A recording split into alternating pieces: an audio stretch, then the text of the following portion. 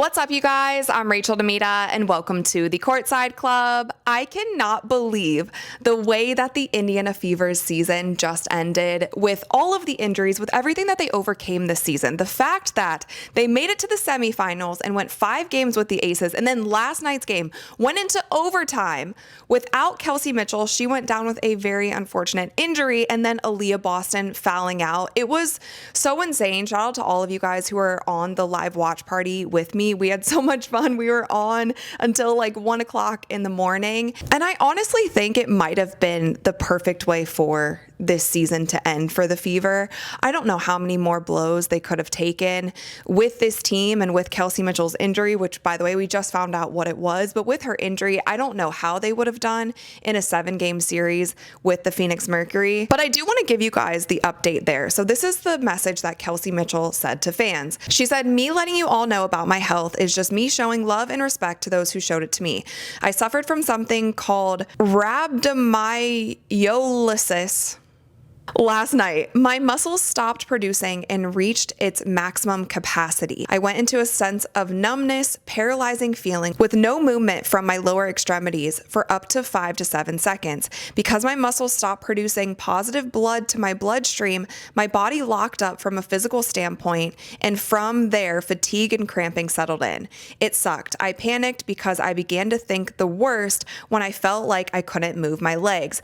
It was an out-of-body experience for me, and I thank God for covering me at a time like that. So today, on October 1st, I am walking and moving at a slow pace, but I will be fine very soon. I want to thank the Fever medical staff, Vegas medical team, and the staff at the local hospital for keeping me safe. In other words, I played literally till my wheels fell off. Thank you for the prayers, love, respect, and support through all of this. It rode with me through this journey. Then I love you." This is truly a testament of Kelsey Mitchell giving her all on the court. She truly did play until she couldn't play anymore. And when you look back at Kelsey Mitchell's career, she didn't miss any games this season. There were so many games when she was playing 30 plus minutes a game. You could see how exhausted she was. And I've been saying that in the live streams, and I'm not even saying from a production standpoint. She was still producing at the highest level. She was playing at the highest level that we have seen Kelsey Mitchell play, but you could see it on her face and in her body. She wasn't expending any other energy besides the basketball that she was playing on the court. You never saw her celebrating a basket made. You never saw her getting too hyped. She was just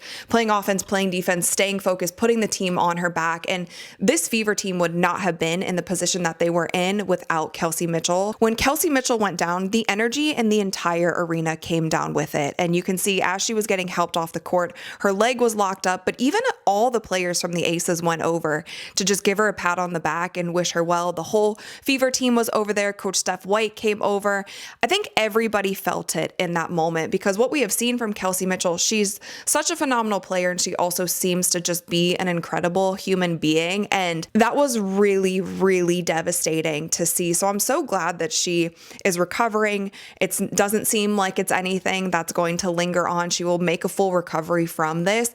But even after she left the court, it almost felt like the Aces lost energy too. Both teams were kind of out of it for the next few minutes, and they had to lock in and they had to focus. And there was a time when Coach Stephanie White went to the bench, she was like, "Of any of the teams, we've been in this position before. Like, we know how to handle this." And she was hyping up her team to get them back into the game. And I actually said at that moment, I was like, you guys, I will not be surprised if this turns into a blowout. And it didn't. It did the furthest thing from that. Somehow the Indiana Fever found their way to go into overtime with the Las Vegas Aces, with Asia Wilson scoring over 30 points, with Jackie Young scoring over 30 points, with Coach Becky Hammond, who has been in this situation before. Somehow this very injured Fever team, this battered and bruised Fever team, made it that far. And that was really just so inspirational. And I feel like anybody watching that game, you didn't feel a sense of defeat when they did lose. It was kind of like, wow, they overcame so much, and they really played until they could not play any longer. Aaliyah Boston with 6 fouls, and I do think some of those foul calls were questionable for her, especially that 6th foul. It was a loose ball foul. Both players were going up for the ball. I felt like that was a 50-50 call. It could have gone either way. It wasn't anything blatant, so that obviously sucked.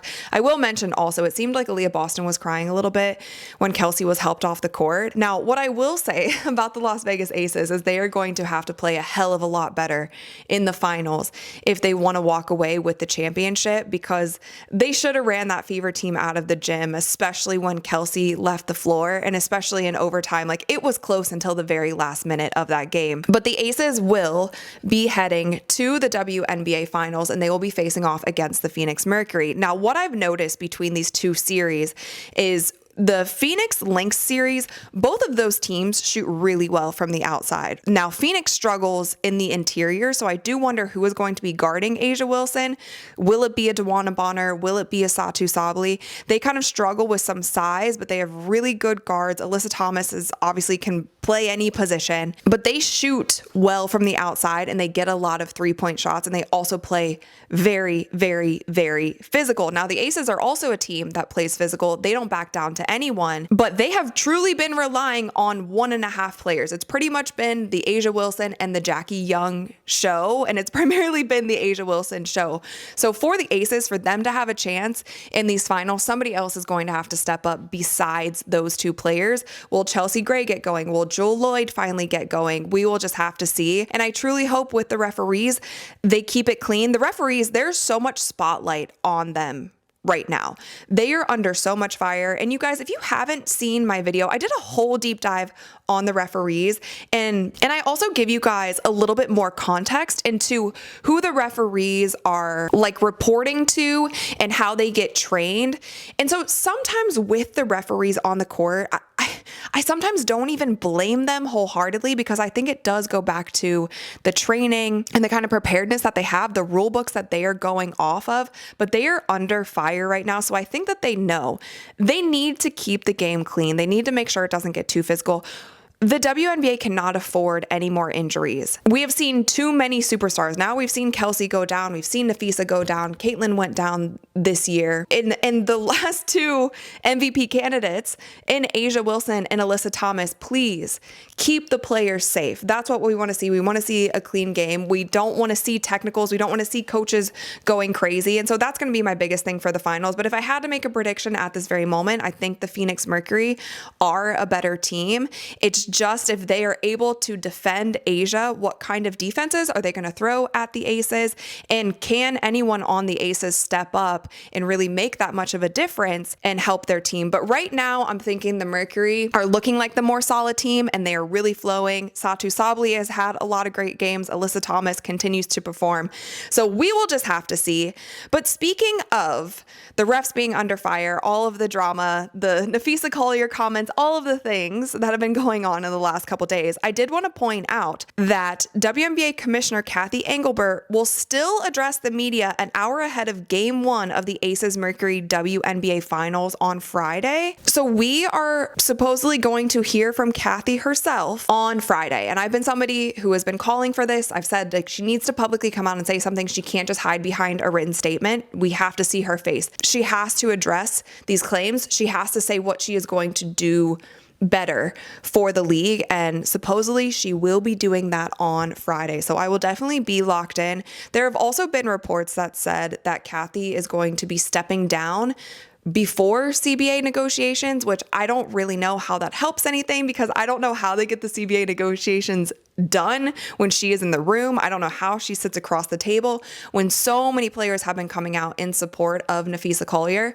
One other thing that I will also mention, you guys, the Indiana Fever have their exit interviews tomorrow. So we will hear from all of the players, and I guarantee you that we are going to hear some things from Fever teammates. Like they are going to be speaking their mind. I'm sure the media is going to ask them about it. Lastly, you guys, I want to talk about the future of the Indiana Fever because I get this question all the time. They're asking, who would you keep? Who would you keep for next season? I honestly, if I could, if I was in the front office of the Fever, I would keep as many players on this team as I possibly could for next season. And I know that they currently have 16 players, so that's impossible. I would keep as many as I could. You saw what the Fever did this year with as many injuries as they had and player after player just going down. And you saw the kind of togetherness that this team had. It seems like all of these players on this team, they truly enjoy one another. They get along. They have good chemistry on and off the court. And why wouldn't you run it back? absolutely keep Coach Stephanie White. Absolutely keep the assistant coaches that work with Coach Stephanie White, Coach January, Coach Austin Kelly. Keep them. Keep the crew together.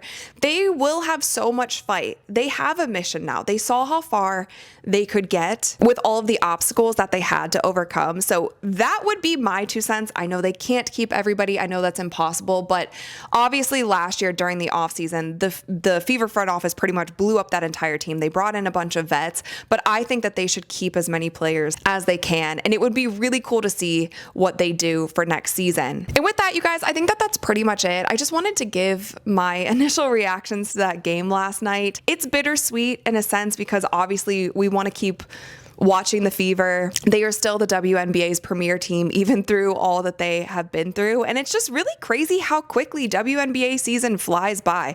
I will say, if there's any way in the next 5 years, if they can expand how long the WNBA season is, if they can expand their rosters, obviously get these players paid more before they're doing all of these things, that would be really great for fans because I feel like this season just flew by in the blink of an eye. But I want to shout out all of you guys for being here, supporting the channel, tuning into every live watch party, to the solo episodes, interviews, all of the things. You guys have been incredible. I still have so much more planned for you guys, obviously through the WNBA Finals and into the off season as well. So I would truly appreciate it if you click that little subscribe button, hit the notification bell so you never miss an upload. But of course, you guys, let me know all of your thoughts in the comments below. Thumbs up this video if you enjoyed it, and I will see you next time. Ooh, and